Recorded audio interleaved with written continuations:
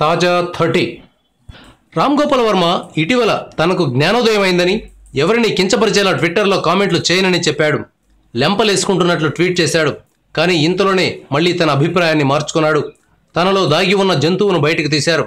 తనకు గిట్టని హీరోలు, దర్శకులు, అభిమానుల మీద దారుణమైన వ్యాఖ్యలు చేశాడు. ప్రభాస్ను, బాహుబలి 2ని, రాజమౌళిని ప్రశంసించే క్రమంలో ఇతరులను తీవ్రంగా విమర్శించారు. ప్రభాస్ ఫ్యాన్స్ మోములో కనిపిస్తున్న వెలుగును చూసిన ఇతర అభిమానులు ఈర్ష్యపడుతున్నారని వర్మ ట్వీట్ చేశాడు. అలాగే ఏనుగులాంటి సినిమా వస్తున్నప్పుడు కుక్కల్లాంటి సినిమా మేకర్స్ మురుగుతారని చెప్పారు. డైనోసార్ వస్తున్నప్పుడు ఈ కుక్కలు, పిల్లులు, సింహాలు దాక్కోక తప్పదని చెప్పుకొచ్చారు.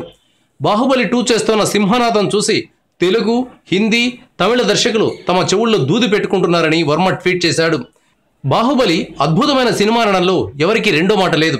కానీ అంత మాత్రం చేత ఇతర దర్శకుల్ని హీనంగా చూడటం తీవ్రంగా పరిగణించాల్సిన విషయం. Thank you viewers. ఈ వీడియో మీకు నచ్చితే లైక్ బటన్ టచ్ చేయండి. తాజా 30 ఛానల్కు సబ్స్క్రైబ్ చేయండి.